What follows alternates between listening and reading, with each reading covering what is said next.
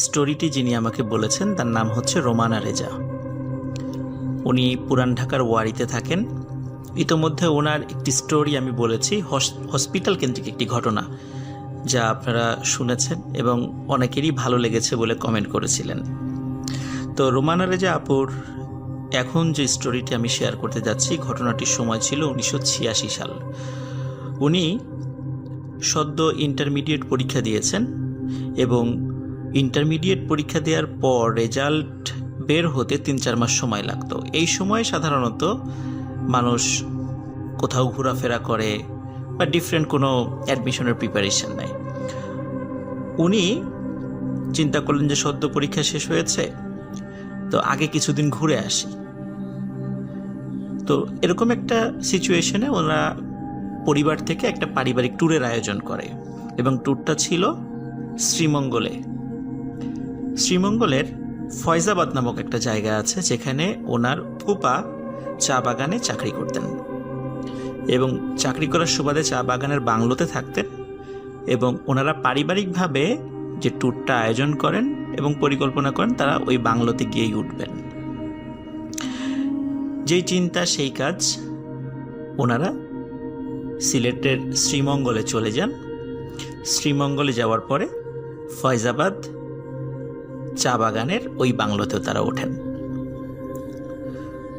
প্রথম দিন যাওয়ার পর ওনারা বাংলোর একটি জিপে করে আশেপাশ ঘুরে দেখার জন্য বের হন এবং আশেপাশ চারদিকে ঘুরতে ঘুরতে ওই দিন অনেক দেরি হয়ে যায়। ওনারা আবার বাংলোতে ফিরে আসছিলেন। সময়টা রাত 2টো থেকে 2:30। এত রাত্রে বাংলাতে এবং আশেপাশের এলাকাতে ডাকাতির ভয় ছিল, বিশেষ করে রাস্তাঘাটে চলতে গেলে তো কথাই নেই। কিন্তু ওনাদের সাথে অস্ত্রধারী গার্ড ছিল, এই জন্য ওনাদের চিন্তা কম ছিল। ওনারা গাড়ি নিয়ে যখন বাংলোর পথে আসছিলেন, পাশে চা বাগান, রাস্তার দুধারে কিন্তু খাড়ি মানে গর্ত, ছোট্ট একটি জিপ চলার মতো জায়গা সেখানে আছে। পাশাপাশি দুটো জিপ কিন্তু চলা সম্ভব নয়। গভীর রাত্রে যখন চারদিকে শুনশান নীরবতা, স্তব্ধতা, তখন জিপের ইঞ্জিনের শব্দ ছাড়া আর কোথাও হয়তো বা কোনো শব্দ শোনা যাচ্ছে না। তাদের জিপ এগিয়ে চলছে বাংলোর দিকে। হঠাৎ জিপের যিনি ড্রাইভার আচমকা গাড়ির গতি কমিয়ে দিলেন। সবাই বলল, কি ব্যাপার, কি হলো? তো তিনি বললেন যে সামনের দিকে তাকিয়ে দেখো। সামনের দিকে সবাই দেখে একজন মহিলা একটা ধূসর রঙের শাড়ি পরা, শাড়িটা বেশ ময়লা, লম্বা ঘোমটা দেয়া, পেছন থেকে বোঝা যাচ্ছে তার গড়নটা বেশ চিকন এবং আকার মোটামুটি 5 ফুট থেকে 5 ফুট 2 ইঞ্চির মধ্যে। তিনি ঠিক রাস্তার মাঝখান দিয়ে হেঁটে যাচ্ছেন। জিপ বারবার হুইসিল দিলেও উনি ডানেও যাচ্ছেন না, বাঁয়েও যাচ্ছেন না। এখন উনি এমন একটা জায়গায় দাঁড়িয়েছিলেন, জিপ যে তার পাশ কেটে চলে যাবে এমন কোনো উপায়ও ছিল না। গাড়ি থেকে একজন পরামর্শ দিল গাড়িটা থামিয়ে ওই মহিলাকে বলে তাকে রাস্তার পাশে নিয়ে যাওয়া, কিন্তু সাথে থাকা গার্ড সেই প্রস্তাব শুনেই বলল, এটা কখনোই করা যাবে না, এটা হতে পারে ডাকাতদের একটা ফাঁদ। কারণ ডাকাতরা অনেক সময়ই এভাবে রাস্তার মাঝখানে গাড়ির গতি কমানোর জন্য বিভিন্ন পদ্ধতি অবলম্বন করে অথবা রাস্তার সামনে গাছ ফেলে দেয়। তাই কোনোভাবেই গাড়ি থামানো যাবে না। ওই মহিলাটিকে দেখার সাথে সাথে গার্ডরাও তাদের অস্ত্র লোড করে ফেলে যে এখনই হয়তো বা ডাকাতরা আক্রমণ করতে পারে। রোমানা রেজা আপু তখন উনি গাড়ির সামনের সিটে বসা ছিলেন। উনি ভয়ে বিভিন্ন দোয়া পড়া শুরু করেন। আসলে উনি ভূতের ভয়ে যে দোয়া পড়েছেন বিষয়টা এমন নয়, উনি ভয় পাচ্ছিলেন ডাকাতরা আক্রমণ করবে। বিভিন্ন দোয়া পড়তে পড়তে উনি একসময় শব্দ করে আয়াতুল কুরসি পড়া শুরু করেন। যখনই আয়াতুল কুরসির কিছু অংশ উনি পাঠ করেছেন, সবাই দেখে ওই যে মহিলার আকৃতির কাপড় পরা একটা আকৃতি দেখা যাচ্ছে, সেটি রাস্তার বা পাশে, যেই পাশে চা বাগান ছিল, সাঁ করে মানে এত দ্রুত গতিতে একটা দৌড় দেয়, মুহূর্তের মধ্যে চা বাগানের মধ্যে মিলিয়ে যায়। সবাই অবাক হয়ে যায়, এটা কিভাবে সম্ভব? কোনো মানুষের পক্ষে তো এটা সম্ভবই নয়। শুধু মানুষ নয়, কোনো প্রাণীর পক্ষেও সেটা সম্ভব নয়। কেন সম্ভব নয়? কারণ চা বাগানের পাশেই পানির একটি লাইন করা থাকে। বৃষ্টির পানিগুলো চা বাগানের গাছ গড়িয়ে এসে ওই লাইনে পড়ে পানিগুলো বের হয়ে যায়। সুতরাং একটা ট্রেঞ্চ বা পরিখা বা গর্ত থাকে, লম্বা গর্ত বা একটা নালা থাকে। কোনো মানুষকে যদি রাস্তা পার হয়ে চা বাগানের ভিতরে যেতে হয়, তাহলে রাস্তা থেকে নেমে আগে ওই নালাটা পার হতে হবে। নালাটা একটা গর্ত, সেই গর্তে নেমে আবার উপরে উঠতে হবে। এই মহিলা কিভাবে এত দ্রুত সাঁ করে চলে গেল? সবাই হতভম্ব হয়ে যান। সাথে থাকা টর্চ লাইটগুলো জ্বালান, কিন্তু ওই মহিলাকে আর কোথাও দেখা যায় না। উনি যদি চা বাগানের ভিতর দিয়েই যাবেন, তাহলে তো গাছগুলোও নড়বে, কিন্তু কোনো গাছের নড়াচড়াও ছিল না। শুধু টর্চের আলোতে গাছই দেখা যাচ্ছিল, ওই মহিলাকে আর দেখা যাচ্ছিল না, গাছের নড়াচড়াকেও দেখা যাচ্ছিল না। উপস্থিত সবাই বেশ ভয় পেয়ে যান। তারা এই বিষয়টা বিশ্লেষণ করতে করতে বাংলোতে ফিরে আসেন। পরের দিন আবারও তারা ঘুরতে বের হন। তারপরে 1-2 দিন কোনো সমস্যা হয়নি, কিন্তু তৃতীয় দিন বাংলোতে এই রোমানা আপু, ওনার ফুপুর যে ছেলে, ওনার ফুফাতো ভাই, বয়স ছিল 5 বছর, তার সাথে একটি অদ্ভুত ঘটনা তিনি প্রত্যক্ষ করেন। রাত তখন প্রায় 1টা কি 1:30। বাংলোর সবাই গভীর ঘুমে আচ্ছন্ন। হঠাৎ ওনার ফুফাতো ভাইয়ের চিৎকার চেঁচামেচি ওনার কানে আসে, এবং ওনার সাথে থাকা আরো যারা আত্মীয় স্বজন, যারা ট্রিপে একসাথে পারিবারিকভাবে গিয়েছিলেন, সবাই সেটা শুনতে পায়। সবাই ঘুম থেকে উঠে যায়। উঠে চিন্তা করেন, কি ব্যাপার, এরকম অস্বাভাবিক রকমের শব্দ কেন সে করছে এবং চিৎকার চেঁচামেচি কিসের? তখন ওনারা এগিয়ে আসেন এবং ওনার ফুপা ফুপুকে জিজ্ঞেস করেন, কি ব্যাপার, কি হয়েছে? তখন রোমানা আপু লক্ষ্য করেন ওনার ফুপাতো ভাইকে ওনার ফুপা খুব শক্ত করে চেপে ধরে রেখেছে, এবং ওনার ফুপাতো ভাই এই 5 বছর বয়সী একটি বাচ্চা, যার শরীরে কিন্তু এত শক্তি থাকার কথা নয়। যে ওনার ফুপা অনেক উঁচা লম্বা শক্তিশালী, তিনি ওনার 5 বছরের সন্তানকে ধরে রাখতে পারছেন না। সে শুধু বারবার বলছে, আমাকে ডাকছে, আমাকে ডাকছে, আমি বাইরে যাব, আমাকে বাইরে যাব, আমাকে যেতে দে, আমাকে যেতে দে। ভাঙচুর শুরু করে দিয়েছে, সে যে কোনো মূল্যে বাইরে যাবে। বহু কষ্টে তাকে আটকে রাখা হয়।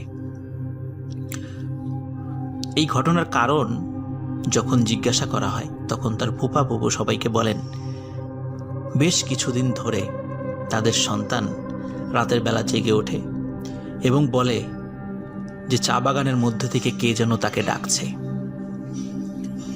এবং তাকে কোনোভাবে আটকে রাখা যায় না।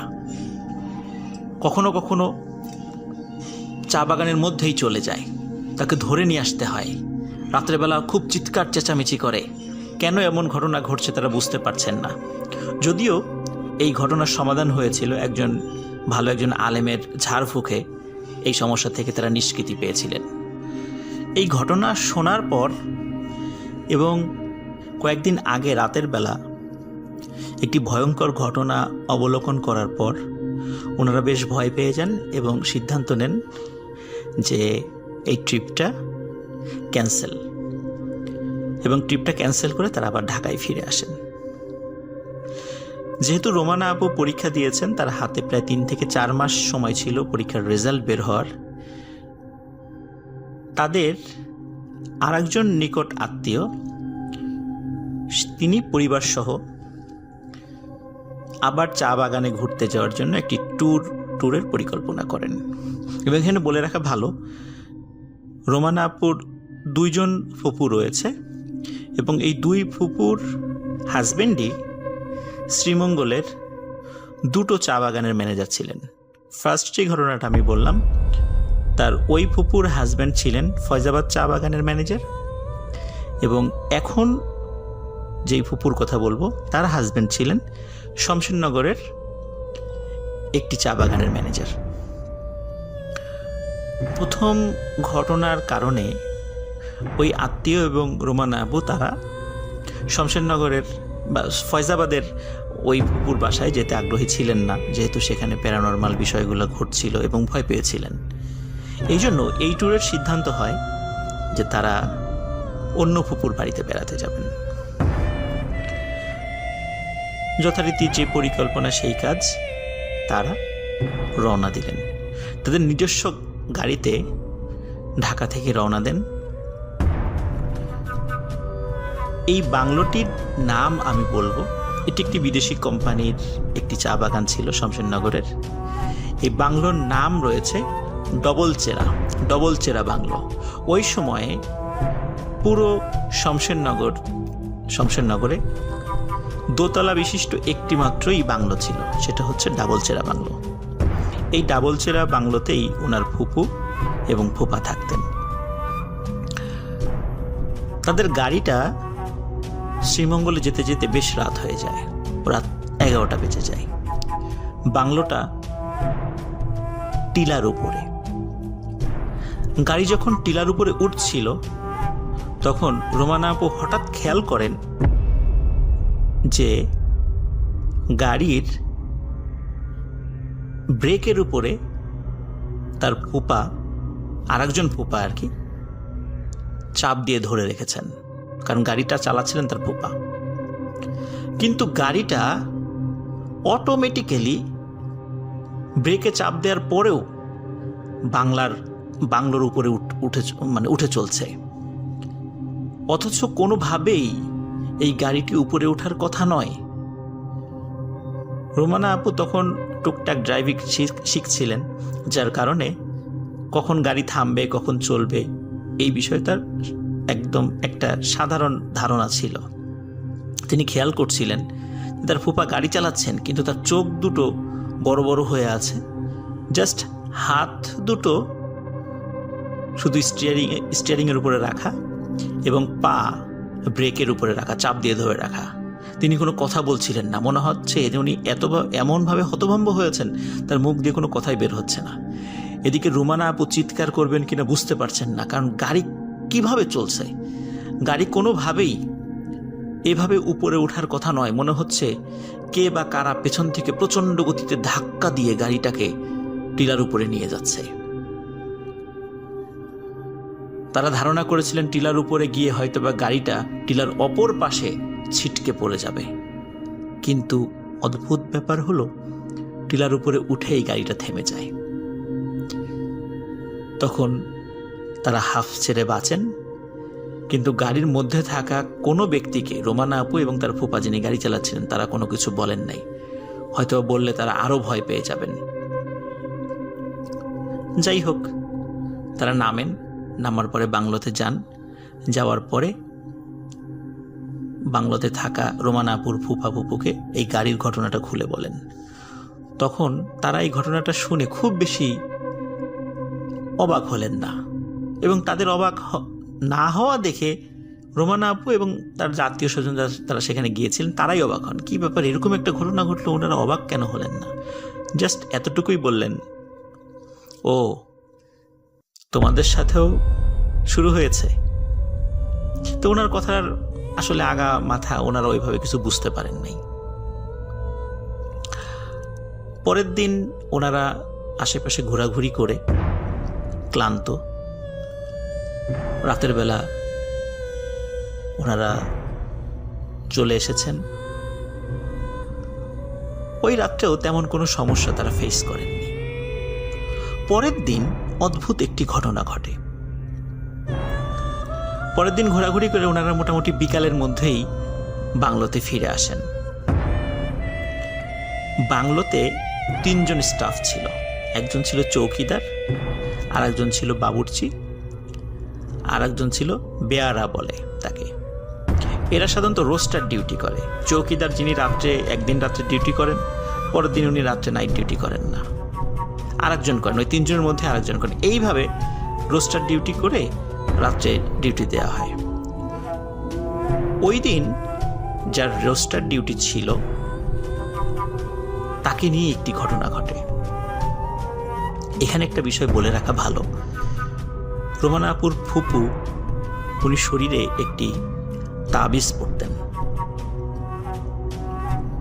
যেহেতু বাংলাতে বিভিন্ন ধরনের সমস্যা হতো, এই জন্যই উনি তাবিজ ব্যবহার করতেন।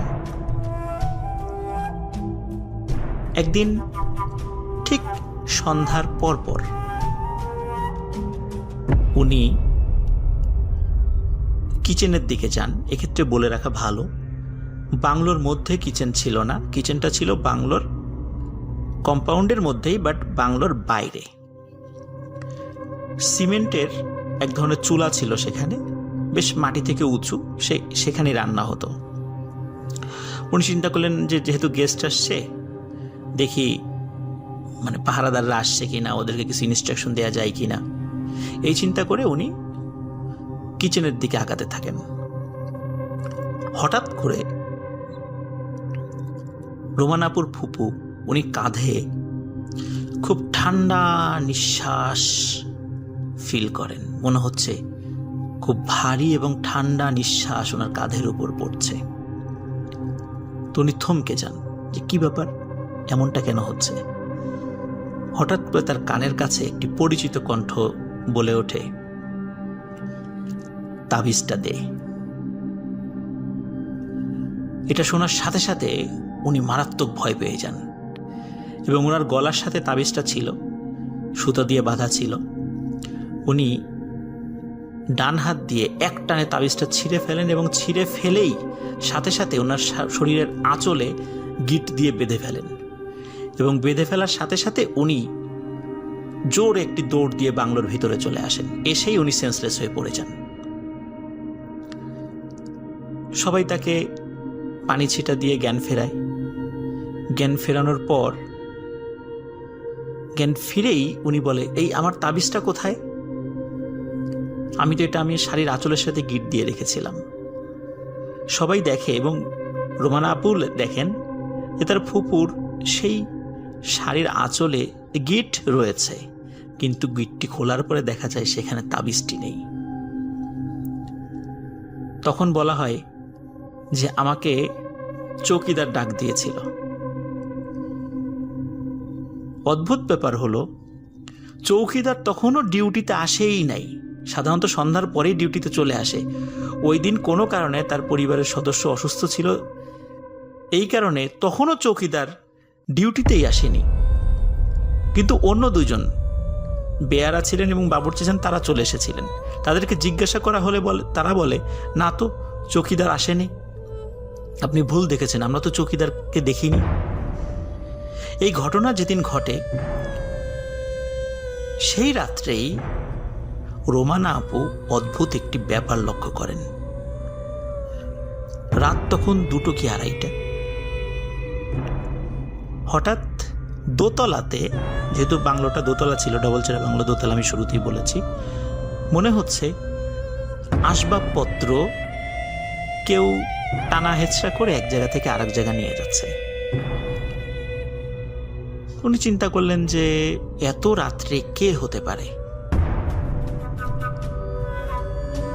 ওনার আগ্রহ সৃষ্টি হয়, কিন্তু তারপরেও উনি বের হননি। সকালে ওনার ফুপুকে জিজ্ঞাসা করেন যে রাত্রে যে আমি আসবাবপত্র টানা হেঁচড়ার শব্দ শুনলাম, এটা কি, আপনারা কি কেউ সরিয়েছিলেন? তখন তার ফুপু বলে, ও তুমিও শুনেছ? তখন রোমানা আপু বলে যে আপনার এই বাংলোতে আসলে কি ঘটে আমাকে একটু বলবেন? তখন তার ফুপু বলে, উনি প্রথম দিন যখন এই বাংলোতে এসেছিলেন সেদিন রাত্রে উনি দেখেছিলেন যে এখানকার আসবাবপত্রগুলো একা একাই এক জায়গা থেকে আরেক জায়গা চলে যায় এবং উনি প্রচণ্ড ভয় পেয়ে সেন্সলেস হয়ে গিয়েছিলেন, যার কারণে উনি তাবিজ ব্যবহার করেন যাতে করে ভয় না পান এবং কেউ কোনো ওনার ক্ষতি করতে না পারে। আর ছোটোখাটো ব্যাপার এই বাংলো এবং এই টিলার আশেপাশে হরহামেশাই ঘটে। সকালে এই ধরনের কথা শোনার পর ওনারা আবারও সিলেটের এই ট্যুরটা ক্যান্সেল করে চলে আসেন। প্রিয় লিসেনার্স, রোমানা আপুকে ইতোমধ্যে আপনারা দেখেছেন। এই দুটো ঘটনা একদম জলজান্ত প্রত্যক্ষদর্শী উনি। আমি আশা করব উনি আমাদেরকে আরও অনেক সুন্দর সুন্দর ঘটনা দেবেন। আশা করি লিসেনার্স, রোমানা আপুর এই ঘটনাটি আপনাদের ভালো লেগেছে। ধন্যবাদ।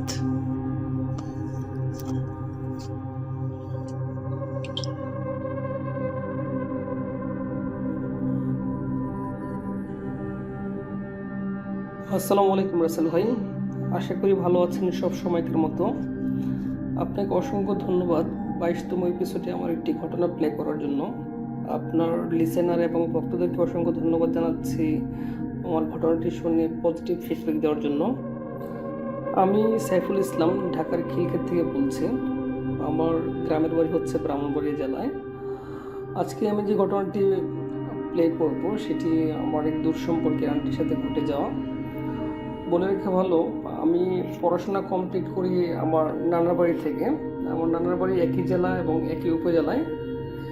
তো রেস্ট্রিকশন থাকার কারণে আমি উপজেলার নামটি শেয়ার করছি না।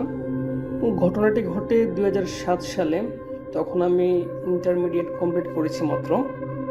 ঘটনাটি ঘটে আনুমানিক সন্ধ্যা 8টা থেকে 9টা নাগাদ। ঘটনাটির প্রত্যক্ষদর্শীর বেশিরভাগ অংশটার প্রত্যক্ষদর্শী আমরা অনেকেই ছিলাম, গ্রামের অনেকেই ছিল। তো তখন খুব গরমকাল ছিল। তো আজ থেকে 8-9 বছর পূর্বে বা 10-12 বছর পূর্বে লোডশেডিংয়ের পরিমাণটা একটু বেশি ছিল। তো ঠিক ওই দিনেও একই রকম ছিল, লোডশেডিং ছিল প্রায় সন্ধ্যা 6টার পর থেকে 8টা-9টা পর্যন্ত কারেন্ট ছিল না। তো আমরা গ্রামের মধ্যে সবাই বাইরে আড্ডা মারছিলাম। তো ঠিক তখনই আমরা একটা চিৎকারের আওয়াজ শুনতে পাই। চিৎকার, মা বলে একটা চিৎকার। চিৎকারটা খুব জোরে একটা চিৎকার ছিল। তো আমরা সবাই বলা বলি করছিলাম, এত জোরে একটা চিৎকার কোন দিক থেকে আসলো, মনে হচ্ছে পূর্ব দিক থেকে আসছে। তো কিছুক্ষণ পরে শুনলাম যে একটা ছেলে কান্নাকাটি করছে আর কি, সে তার বোনকে খুঁজে পাচ্ছে না। তো সে যে বোনটার কথা বললো সেই বোনটি আমার আন্টি হয়, দূর সম্পর্কে আন্টি।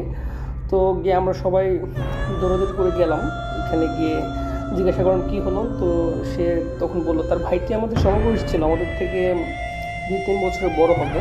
তো জিজ্ঞাসা করলাম কী হলো, ঘটনা কী, আপনি কান্নাকাটি করছেন কেন? বললো যে আমার বোন একটু ঘর থেকে বের হয়েছে প্রকৃতিটাকে সার দেওয়ার জন্য, তো এখন পর্যন্ত ঘরে ফিরে আসছে না, ওকে খুঁজে পাচ্ছি না। একটা চিৎকার শুনলাম, চিৎকার শোনার পরে আমি ওকে খোঁজাখুঁজি করতেছি কিন্তু কোথাও খুঁজে পাচ্ছি না।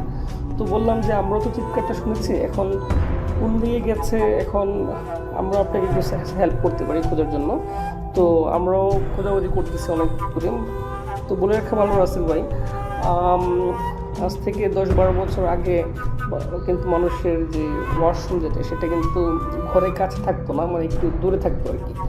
এটা ঘরের পাশে থাকাটাকে অনেকে আনহাইজেনিক মনে করতো। তো আমরা আশেপাশে চারিদিকে যতটুকু সম্ভব খোঁজাখুঁজি করছি কিন্তু কোথাও খুঁজে পাচ্ছি না।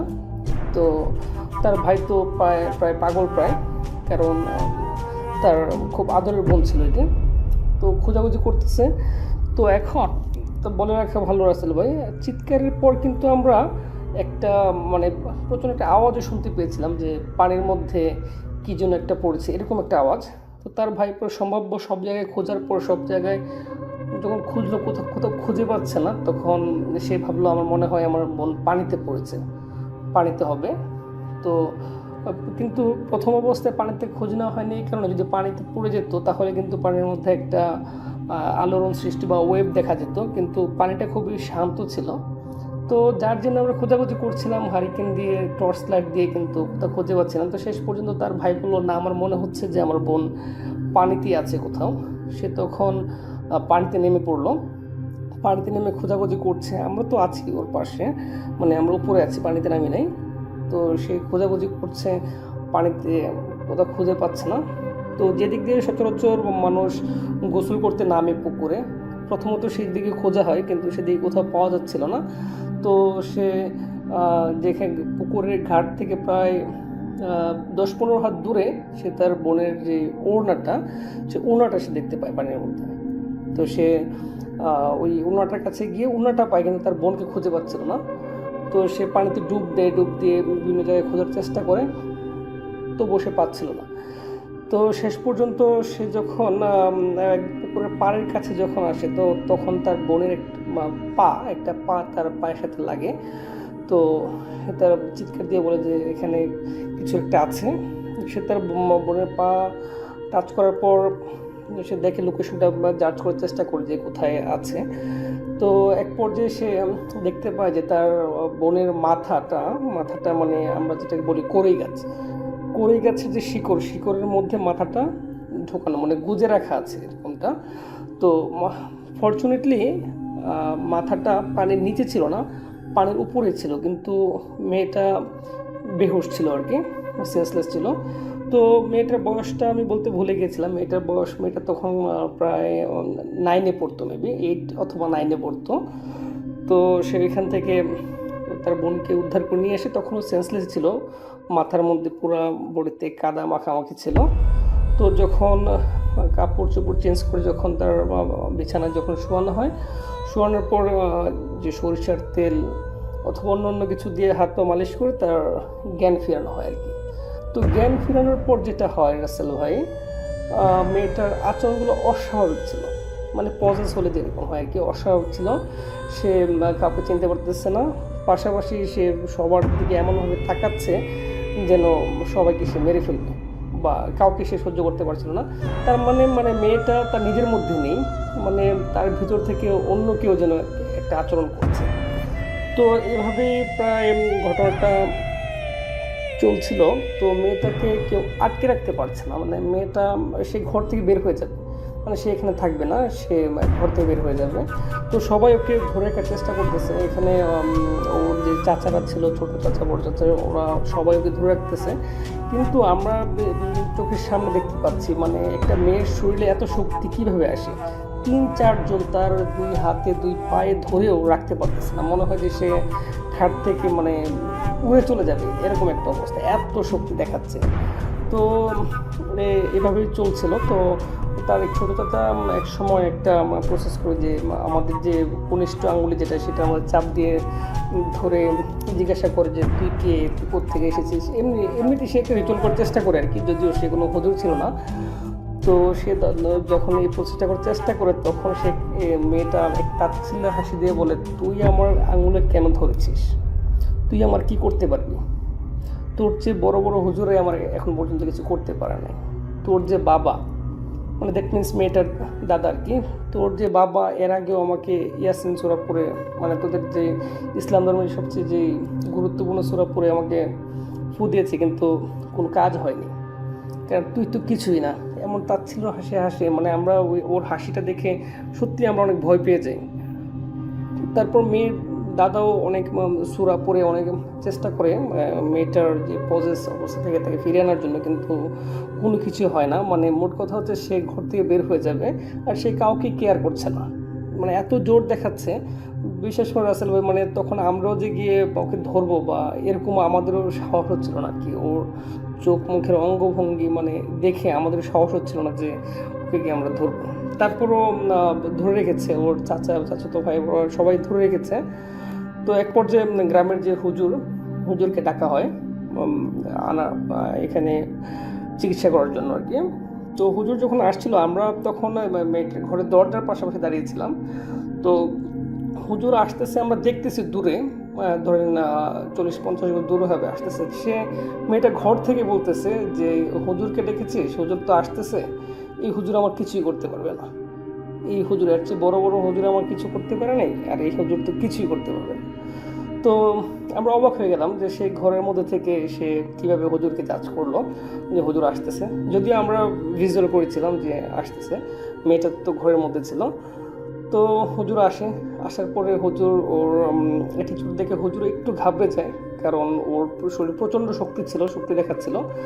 তো হুজুর শেষ পর্যন্ত তার রিচুয়াল বা প্রসেস স্টার্ট করে সে সরিষার তেল এবং এই যে শুকনো মরিচ একসাথে মিশিয়ে কি যেন একটা করলো, করে মেয়েটার নাকে তারপর চোখের দিকে এরকম দিল। দেওয়ার পরে তো প্রচণ্ড চিৎকার, মানে মেয়েটার চিৎকার, এমন চিৎকার যে চিৎকার শুনে রাসেল ভাই সাধারণ মানুষ ভয় পাবেই।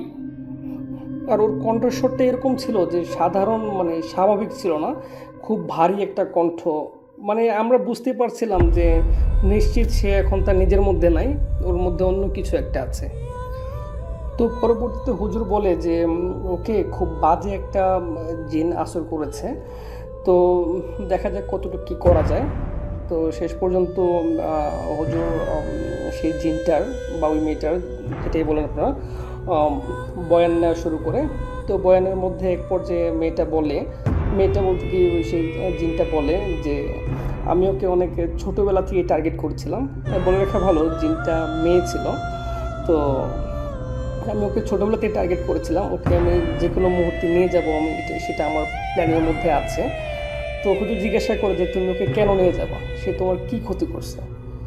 তো বলার পর সে ডিটেলস বলে যে ছোটোবেলা তো মেয়েরা এই যে চড়ুইভাতি খেলে, তো চড়ুইভাতি খেলার সময় সে নাকি কোনো এক সময় যে ওদের বাসার পাশে যেটা গাব গাছ ছিল, সেই গাব গাছের নিচে নাকি চড়ুইভাতি খেলার সময় যে আগুন জ্বালিয়েছিল, সে আগুনে নাকি ওই জিনটা নিয়ে ঘর বাড়ি নাকি পুড়ে যায়।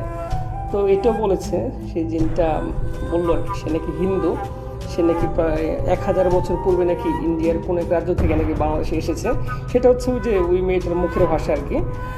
তো এই কথা বলার পর এখন বলছে যে সেটা তো সে যেহেতু চড়ুইভাতি খেলতে গিয়ে আগুন জ্বেলেছে, তোমাদের ঘর পুড়ে গেছে, সেটা তো ছোটোবেলার কাহিনী, সে তো ছোটোবেলায় এগুলো করেছে, তো এখন তুমি তাকে কেন করছো, পজেস করেছে কেন, বা ওর কাছে কেন আসছো? যে আমরা আমাদের ঘর বাড়ি পুড়ে ফেলার পর আমরা ওকে টার্গেট করেছি, ওকে যে কোনো সময় নিয়ে যাব, তো আজকে নিয়ে যেতে পারতাম, তো হয়তো কোনো একটা কারণে সম্ভব হয়নি, নিয়ে যেতে পারিনি, কিন্তু আমি ওকে নিয়ে যাবই, যে কোনো মুহূর্তে তোরা কিছুই করতে পারবি না। এখন যদি নিয়ে যেতে নাও পারি, ভবিষ্যতে কোনো একদিন হলো আমি এটাকে নিয়ে যাব। তো এইভাবে অনেক জিজ্ঞাসাবাদ চলতে থাকে রাসেল ভাই। তো জিজ্ঞাসাবাদের এক পর্যায়ে সেই জিনটা মানে তাকে ছেড়ে যেতে রাজি হয়। তো ছেড়ে যেতে রাজি হওয়ার সময় হুজুর একটা শর্ত দেয়। তো এর মধ্যে কিন্তু রাসেল ভাই অনেক রিচুয়ালি অনেক কিছুই করে, মেয়েটাকে আঘাত করে, লাঠি দিয়ে আঘাত করে, মানে অনেক কিছুই করে আমাদের সামনে। তো যখন সে চলে যেতে রাজি হয়, তখন হুজুর একটা কন্ডিশন দিল যে তুমি যাওয়ার সময় গরুর যে একটা হাড়, গরুর হাড়ের মধ্যে তোমাকে কামড় দিয়ে যেতে হবে। তো এই কথা বলার পর তো পুরোপুরি অস্বীকার, সে কখনোই গরুর হাড়ে কামড় দেবে না, অন্য যাই কিছু সে করবে, কিন্তু সে গরুর হাড়ে সে কখনোই কামড় দেবে না। তো হুজুরের কথা ছিল তোমরা যদি যেতেই হয় তাহলে তোমাকে ওই গরুর হাড়ে কামড় দিয়েই যেতে হবে। তো এইভাবে অনেকক্ষণ কথা কাটাকাটি হয়, বা অনেক রাগান্বিত চেহারা মেয়েটার বা জিনটা, অনেক রাগান্বিত চেহারা হুজুরকে বলে তুই আমার সাথে যা করতেছিস তোর কিন্তু আমি ক্ষতি করবই, তোরও ক্ষতি করব, মেয়েটারও ক্ষতি করব, তুই আমাকে ছেড়ে দেখো না, আমি এখন চলে যাব। তো হুজুর বলে না, তোমাকে এভাবে যেতে দেওয়া হবে না, তোমাকে গরুর হাড়ে কামড় দিয়েই যেতে হবে। তো অনেক কথা কাটির পর সে কখন রাজি হচ্ছিল না। তো সে বললো, হুজুর বলল আচ্ছা ঠিক আছে, তোমাকে গরুর হাড়ে কামড় দিতে হবে না, তুমি যাও, ঠিক আছে। তো এখন যদি তুমি যাচ্ছ, যাওয়ার সময় তুমি প্রমাণ রেখে যাওয়া এবং তুমি কমিটমেন্ট করে যাওয়া যে তুমি কখন আর ফিরে আসবে না। তো জিনটা কমিটমেন্ট করে সে আর কখনো ফিরে আসবে না, এবং একটা শর্ত থাকে যে যাওয়ার সময় সে একটা বার্জার, যেটা বলে বার্জারের একটা ডাল, মানে সে চলে যাচ্ছে তার একটা প্রমাণ রেখে যাবে আর কি। তো বার্জারের একটা ডাল সে ভেঙে যাবে। তো বলে রাখা ভালো রাসেল ভাই, এর মধ্যে কিন্তু আমার সাথে ছোট্ট একটা ঘটনা ঘটে ওইখানেই। তো হুজুর আসার পূর্বে আর কি, যখন হুজুর আসার পূর্বে যখন সবাই ওকে ধরে রাখছিল, তখন সে মেয়েটা, আমরা তো ওখানে প্রেজেন্ট ছিলাম, তো সেই মেয়েটা আমাকে বলতেছে আর কি, আমার আন্টি, যে তুই এখানে আসছিস কেন, তুই তো মায়ের এক ছেলে না, আর তোকে আমি খুব ভালো করে চিনি, তুই এখানে আসছিস কেন, তোর কিন্তু এখানে আসা ঠিক হয়নি। তো এই কথাটা কিন্তু রাসেল ভাই আমাকে বলে, যখন এই কথাটা বললে তখন অবশ্য ভয় পেয়েছিলাম। আবার অন্যদিকে আই ওয়াজ 18 years old, আর আমার বন্ধুবান্ধব অনেকেই ছিল এখানে, তো মনে মনে ভয় পেয়েছিলাম, কিন্তু ভয়টা প্রকাশ করিনি। তো যাই হোক, পরবর্তীতে যখন সে চলে যাওয়ার জন্য যখন হুজুরের কাছে যখন কমিটমেন্ট করে, সে গাছের একটা ডাল মানে বার্জের একটা ডাল সে ভেঙে যাবে। তো সবাইকে হুজুর বলে যে আপনারা সবাই একটু সাইড হয়ে যান, দরজাটা খালি করেন, সে এখন চলে যাবে, আর যাওয়ার পথে সে একটা সিমটম রেখে যাবে। তো তখন মেয়েটাকে ছেড়ে দেওয়া হয়। মেয়েটার পিছনে পিছনে আমরা সবাই ছিলাম অবশ্য। সে দরজাটা খালি করে দেওয়া হয়। খালি করে দেওয়ার পর মেয়েটা ঘর থেকে বের হয়, দৌড় দিয়ে সে উঠানে গিয়ে সে সেন্সলেসে পড়ে যায়। পরবর্তীতে যে ঘটনাটা ঘটে রাসেল ভাই, আমরা সবাই এখানে সাক্ষী, আমাদের চোখের সামনে ঘটনাটা। সে যখন ওই যে জিনটা আর কি, সে যখন যায় বার্জার দিয়ে যখন যায়, একটা ঢাল তো ভাঙলোই, একটা ডাল ভাঙলো সে। আর যাওয়ার সময় সে বার্জারের মধ্যে এমন একটা আলোড়ন করলো, মানে তার আলোড়ন দেখে আমরা বুঝতে পারলাম সেটা বিশাল বড় কিছু একটা। মানে পুরো বার্জার, মানে ঝড় তুফান এলে যেরকম হয়, পুরোটা বার্জার এরকমভাবে একটা আলোড়ন সৃষ্টি করলো সে। তো শেষ পর্যন্ত আমার সেই আন্টিটা সে ফরেস্ট থেকে মুক্তি পায়।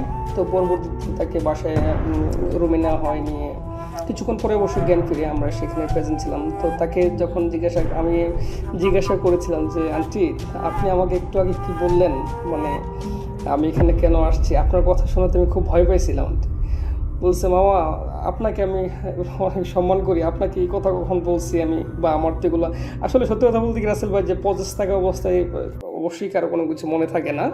তারপর আমি জিজ্ঞাসা করেছিলাম। তো রাসেল ভাই, এটাই ছিল ঘটনা। যদি ভালো লাগে প্লে করবেন। ভূত.com দীর্ঘজীবী হোক, ভালো থাকেন সবাই, সুস্থ থাকেন। আসসালামু আলাইকুম।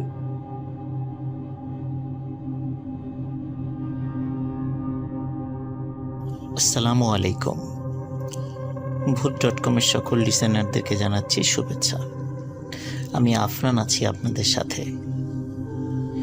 আশা করি সবাই ভালো আছেন, সুস্থ আছেন, স্বাস্থ্যবিধি মেনে চলছেন। লিসেনার, আজকে আমি যে ঘটনাটি আপনাদের সাথে শেয়ার করব, এই ঘটনাটি একটি হসপিটাল কেন্দ্রিক ঘটনা। আপনারা অনেকেই হসপিটালের ঘটনা শুনতে চান। আমি আশা করব আজকের ঘটনাটি তাদের অনেক অনেক ভালো লাগবে। ঘটনাটির সময়কাল 1991 সাল। ঘটনাটি আমাকে যিনি দিয়েছেন, ওনার নাম হচ্ছে রোমানা রেজা। ওনার বাড়ি পুরান ঢাকার ওয়ারিতে। 1991 সালে উনি ঢাকা ইউনিভার্সিটির ইংরেজি ডিপার্টমেন্টে পড়তেন। উনি খুব সাহসী একজন মানুষ ছিলেন। ওনার আম্মা হঠাৎ করে অসুস্থ হয়ে পড়ে, এবং অসুস্থ হওয়ার পর বর্তমানে ঢাকার খুবই বিখ্যাত একটি বেসরকারি হসপিটাল, সঙ্গত কারণে নাম বলছি না, তো সেই হসপিটালে তাকে অ্যাডমিট করা হয়। এই হসপিটালটি তখন ছিল 3 তলা বিশিষ্ট, এবং সেটা ছিল ইউ আকৃতির।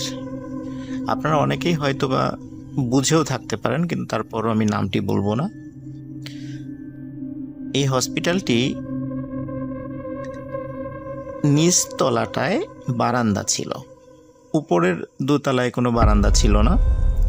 নিচতলার বারান্দাটা কোনো রেলিং ছিল না, খোলা ছিল, মানে সেটা চারদিক থেকে খোলা, এবং একটা পাশে সুন্দর মানে বাগান আছে। তো যখন ওনার আম্মাকে নিচতলাতে একটি কেবিন দেয়া হয়, ওনারা ওই রুমে ঢোকার পর একটা বিষয় খেয়াল করেন। ওই রুমে দরজার উপরে, এটা কিন্তু ভেতর দিকে, রুমের ভেতর দিকে দরজার উপরে আয়াতুল কুরসি বা এরকম আরবিতে কিছু লেখা, মানে দরজার উপরে লাগানো আছে। এটা হসপিটাল কর্তৃপক্ষ লাগাতে পারে, অথবা কোনো রোগী সেখানে এসেছে তারাও সেটা লাগিয়ে যেতে পারে, এটা যে কোনো কিছু হতে পারে। তো উনি যেহেতু খুব সাহসী মানুষ ছিলেন, আর উনি রাত জেগে স্টাডি করতে পছন্দ করতেন এবং খুব এনার্জেটিক ছিলেন, এই কারণে দেখা যেত তার কাছের কোনো আত্মীয় স্বজন যদি হসপিটালে রাতে থাকতে হতো, রাত জাগতে হতো, তারই ডাক পড়ত। যেহেতু তার নিজের আম্মা, এই জন্য উনি শুরু থেকেই রাত্রেবেলা থাকার সিদ্ধান্ত নেন, যে রাতের বেলা তার আম্মার সাথে উনিই থাকবেন। দিনের বেলা অন্যরা থাকতো এবং উনি সন্ধ্যার দিকে চলে আসতেন এবং সারা রাত থাকতেন। সকালবেলা আবার অন্য আত্মীয় আসলে তাকে বুঝিয়ে দিয়ে উনি আবার বাসায় চলে যেতেন। তো প্রথম 2 দিন খুব বেশি সমস্যা হয়নি। 3 নম্বর দিন রাত ওনার ভাষ্য অনুযায়ী আনুমানিক 2টো বা 2:30 বাজে।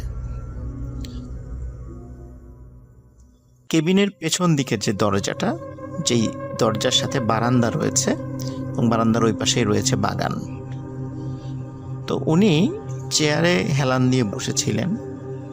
উনি হঠাৎ করে দেখছেন জাস্ট গোড়ালি থেকে নিচ পর্যন্ত 2টো পা, এবং এই পা দুটো খুবই উজ্জ্বল, টিউবলাইট যেভাবে আলোকিত হয় ঠিক তেমন পা দুটি ঠিকই তেমন। হেঁটে হেঁটে উনি দেখছেন যে ওই বাগান থেকে হেঁটে হেঁটে বারান্দায় আসলো, বারান্দা দিয়ে এসে বারান্দা একটু দাঁড়ালো, আবার হেঁটে হেঁটে তাদের রুমের মধ্যে ঢুকলো, মানে সেই কেবিনের মধ্যে ঢুকলো, এবং আবার রুমের মধ্যে কিছুটা পায়চারি করে আবার যে দরজাটা আছে সেই দরজাটা দিয়ে সে চলে গেল। তো উনি প্রথমে চিন্তা করছেন যে হয়তোবা টানা 2 রাত ভালো ঘুম হয়নি, রাত জাগা হয়েছে, আজকে 3য় রাত, উনি হয়তোবা ভুল দেখেছেন কিনা, নাকি স্বপ্নের মধ্যে জিনিসটা দেখেছেন। উনি আসলে ঠিক বুঝতে পারছিলেন না উনি কি আসলে স্বপ্ন দেখেছেন নাকি সত্যি দেখেছেন। উনি মানে নিজেকে বিশ্বাস করতে পারছিলেন না। উনি উঠে গিয়ে পাশে যে বেসিন ছিল, বেসিন থেকে চোখ ধুয়ে আসলেন এবং উনি বুঝতে পারছিলেন উনি যেটা দেখেছেন উনি সেটা ঠিক দেখেছেন। কিন্তু ওনার মনে হলো যে ওনার বিশ্রামের প্রয়োজন।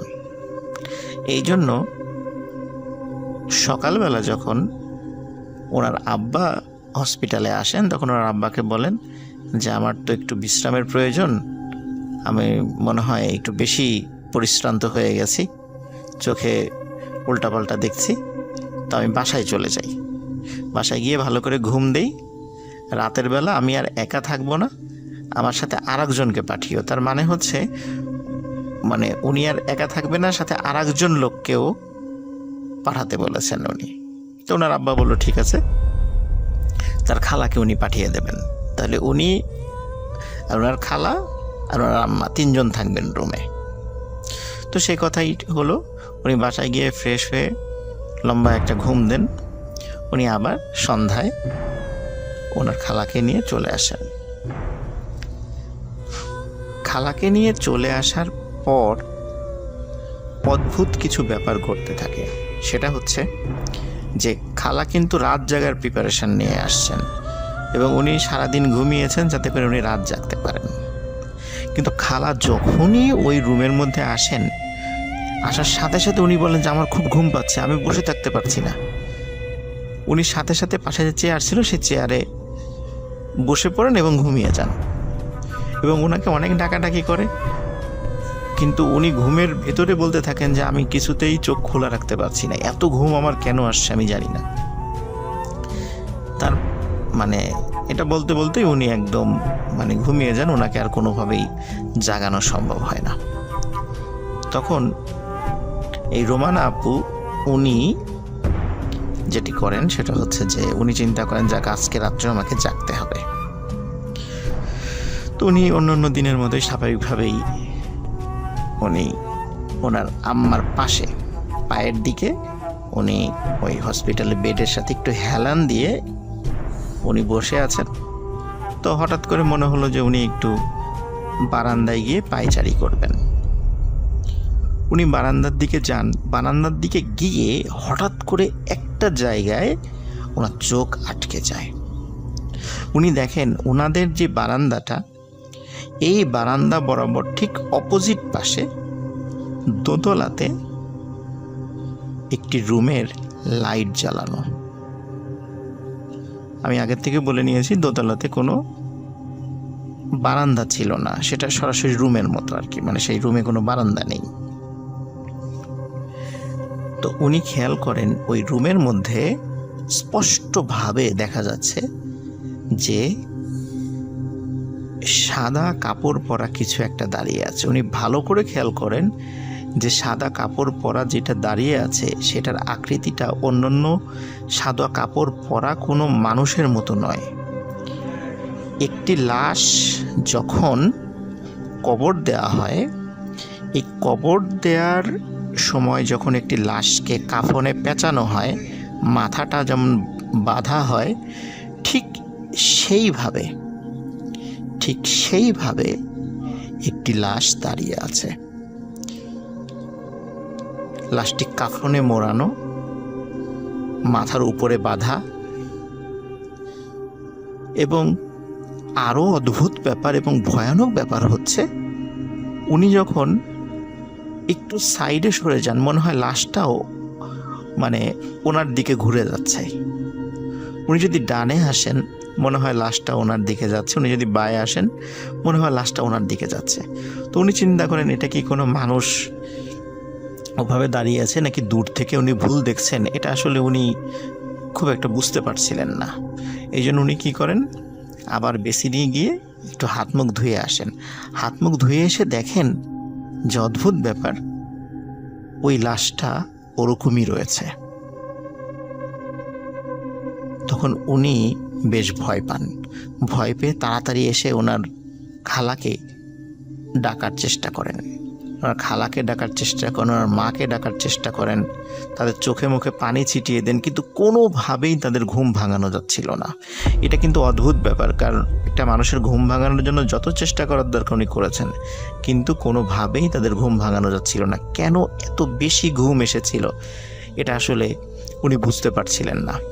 পরবর্তীতে উনি যখন ভয়ে ভয়ে আবার দোতলার ওই জানালার দিকে তাকান, তখন দেখেন ওটার ভেতরের ওই রুমের লাইট বন্ধ হয়ে গেছে এবং ওখানে কেউ নেই।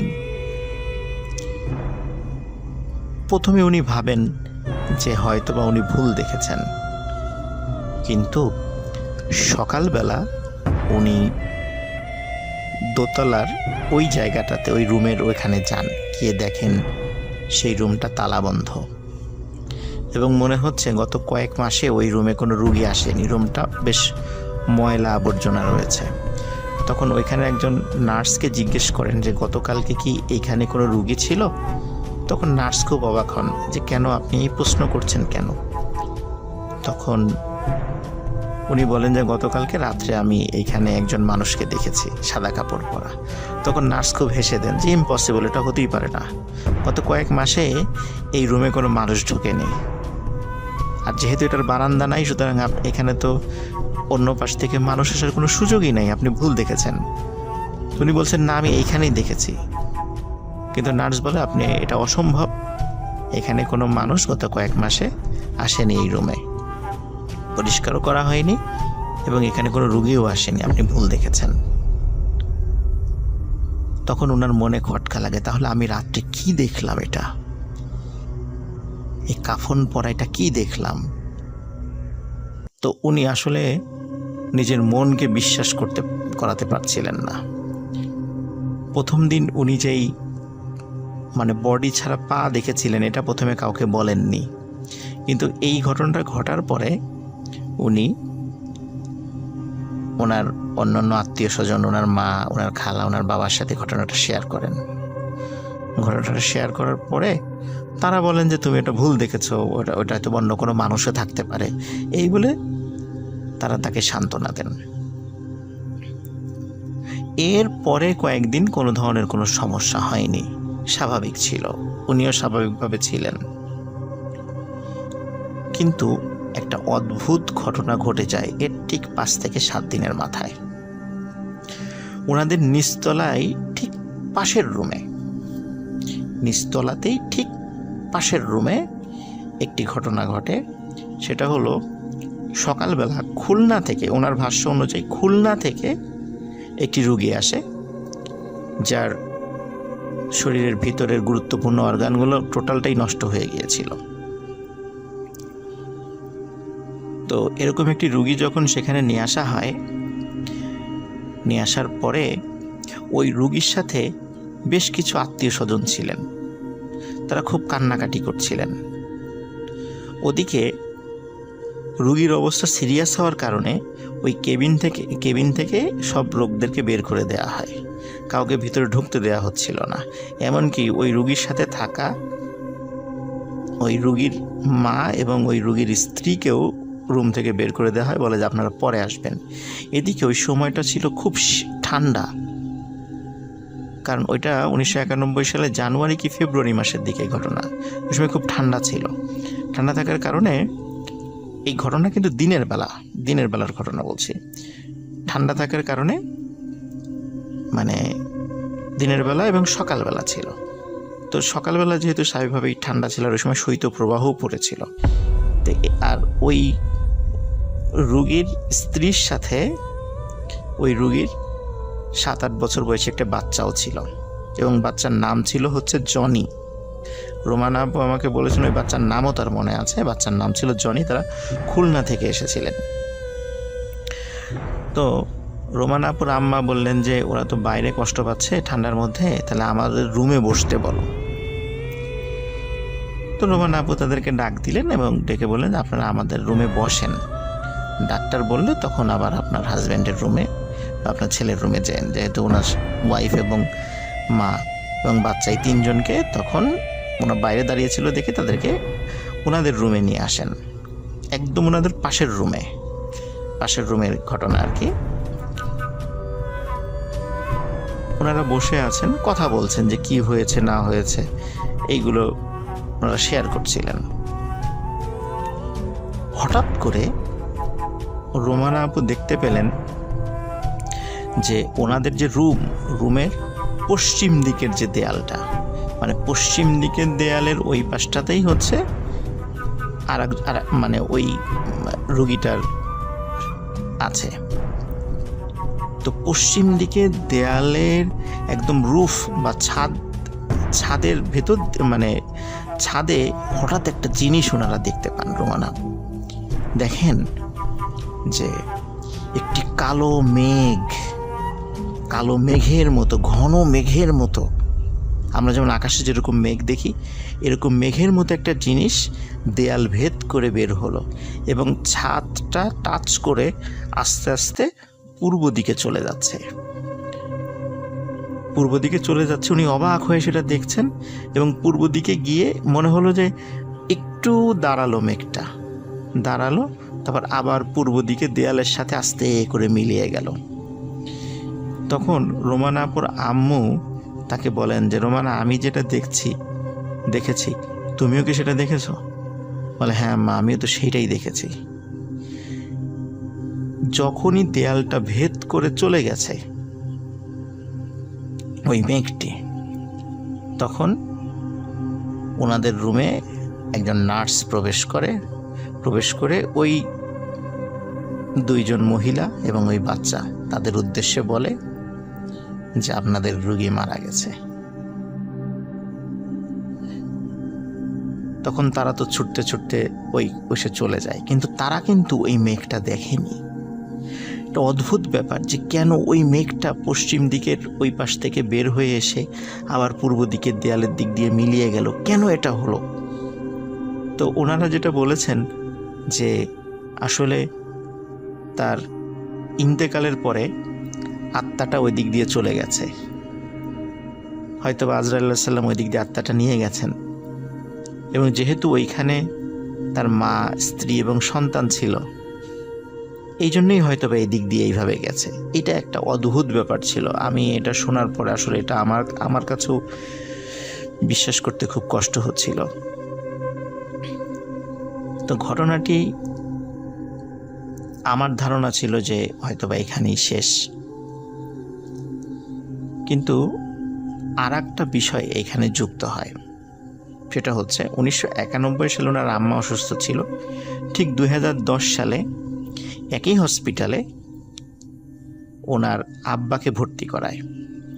ওনার আব্বা একজন গভর্নমেন্ট অফিসার ছিলেন, মোটামুটি খুবই ভালো লেভেলের একজন কর্মকর্তা ছিলেন।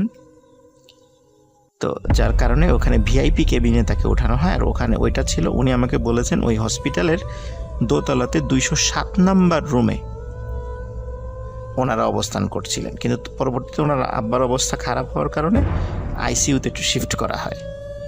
কিন্তু ওনারা, রোমানা আপু এবং ওনার আম্মা তখন ওই 207 নাম্বার রুমেই ওনারা ছিলেন, কারণ আইসিইউতে তো ওনারা থাকতে পারবেন না, কিন্তু ওনাদের তো হসপিটালে অবস্থান করতে হবে, এই জন্য 207 নাম্বার রুমে ওনারা ছিলেন। তো ওনারা খেয়াল করলেন ওনাদের পাশে এক রুম পরে 209 নাম্বার রুমে সাদা কাপড় পরা, অধিকাংশ লোকই সাদা কাপড় পরা, মনে হচ্ছে খুব সম্ভ্রান্ত বংশের এবং পরহেজগার বংশের বা পরহেজগার পরিবারের বেশ কিছু লোক, কিছু মহিলা, কিছু পুরুষ একজন রুগীকে নিয়ে আসলো। রুগীকে নিয়ে আসার পরে ওই রুমের মধ্যে থেকে ওর গুঞ্জন শুনছে যে তারা কথা বলছে, এবং ওনাদের কয়েকজন আত্মীয় স্বজন রুমের বাইরেও দাঁড়ানো। তো রোমানা আপু খুব অবাক হচ্ছেন, কি মানে ওনাদেরকে দেখে খুব সম্ভ্রান্ত এবং পরহেজগার বলে মনে হচ্ছে। এটা কিন্তু 2010 সালের ঘটনা। আমি ফার্স্টে যে ঘটনাটা বলেছি এটা 1991 সালের ঘটনা। 1991 সালে ওনার আম্মা অসুস্থ ছিলেন, আর 2010 সালে ওনার আব্বা অসুস্থ হন। তো উনি হঠাৎ করে খেয়াল করেন যে সিঁড়ি দিয়ে একটা 6-7 বছর বয়সী একটি বাচ্চা মেয়ে দৌড়ে আসছে, সাদা একটি ফ্রক পরা, খুব সুন্দর একটি বাচ্চা মেয়ে। তো উনি অবাক হয়ে ওই বাচ্চা মেয়েটার দিকে তাকিয়ে থাকেন। ওই মেয়েটার সাথে একটা অদ্ভুত জিনিস ছিল, যেটা রোমানা আপু খেয়াল করেন। সেটা হচ্ছে, মনে হচ্ছিল ওই মেয়েটার সাথে ছোট্ট একটা মানে বালিশের মতো, মানে আমরা যেরকম মহিলাদেরকে ছোট্ট ভ্যানিটি ব্যাগ দেখি, মনে হচ্ছে যে ওই মেয়েটার সাথে একটি ভ্যানিটি ব্যাগের মতো আছে, সেটার আকৃতি একটা ছোট্ট বালিশের মতো, এবং সেটি একটি মনে হচ্ছে একটি আলোর একটা বক্স, মানে সেটার ভিতর থেকে আলো ঠিকরিয়ে বের হচ্ছে, মনে হচ্ছে ওটা একটা আস্ত একটা লাইট। মেয়েটি দৌড়ে দৌড়ে কি করলো, ওই 209 নাম্বার রুমটাতে চলে গেল, এবং 209 নাম্বার রুমে ঢোকার কয়েক সেকেন্ডের মধ্যেই ওই রুম থেকে আর্তনাদের শব্দ, সবার কান্নার শব্দ। তো উনি ছুটে ওই রুমে চলে গেলেন, গিয়ে দেখলেন যে ওই বেডে একটি পুরুষ এবং বয়স্ক পুরুষের মৃতদেহ পড়ে আছে, এবং ওই রুমে কোনো বাচ্চা মেয়ের কোনো নিদর্শনই নাই। উনি চিন্তা করলেন যে তাহলে এই পাশে ওয়াশরুম হয়তো বা থাকতে পারে, ওয়াশরুমের দিকে যেতে পারে বাচ্চা মেয়েটা। উনি দেখলেন না, এই রুমটার সাথে অ্যাটাচ ওয়াশরুম নাই, বারান্দাও নাই। তাহলে এই মেয়েটা কোথায় গেল? ওই সময় যেহেতু মানুষ মারা গিয়েছে, কৌতূহল হয়ে কাউকে জিজ্ঞেস করা যাচ্ছে না, কিন্তু পরবর্তীতে লাশ বের করার সময় ওই রোগীর একজন আত্মীয়ের কাছে জিজ্ঞেস করেছিলেন যে আচ্ছা, একটু আগে আমি একজন মেয়েকে ঢুকতে দেখেছি, আপনারা কি দেখেছেন? বলে কই না তো, আমাদের সাথে কোনো মেয়ে, ছোট বাচ্চা মেয়ে আসে নাই, আর আমরাও কোনো মেয়েকে দেখি নাই। উনি খুবই অবাক হন যে তাহলে আমি কি দেখলাম। উনি প্রথম 1991 সালে যে ঘটনাটা ফেস করেছিলেন, যে একটি মেঘের মতো মেঘ চলে গেল, তারপর একজনের মৃত্যু হলো, আবার একটি বাচ্চা মেয়ে সে ওই রুমে ঢুকলো, কয়েক মুহূর্তের মধ্যে তার মৃত্যু হয়ে গেল। উনি কি দেখলেন, কি ছিল ঘটনা? এই রহস্যর আজও কুলকিনারা হয়নি। হসপিটাল কেন্দ্রিক এই ঘটনাটি রোমানা আপু আমাকে শেয়ার করেছেন। লিসেনার, আশা করি আপনাদের সবার ভালো লেগেছে। সবাই ভালো থাকবেন, সুস্থ থাকবেন। রাসেল ভাইকে অসংখ্য ধন্যবাদ এই প্যান্ডেমিক সিচুয়েশনের মধ্যে মুহূর্ত.com-কে চালিয়ে নেওয়ার জন্য। লিসেনার, আপনাদেরকেও ধন্যবাদ, আপনারা ধৈর্য ধরে আমাদের সাথে আছেন। আমাদের জন্য দোয়া করবেন, আমরাও আপনাদের জন্য দোয়া করি। সবাই সুস্থ থাকবেন, ভালো থাকবেন। আসসালামু আলাইকুম।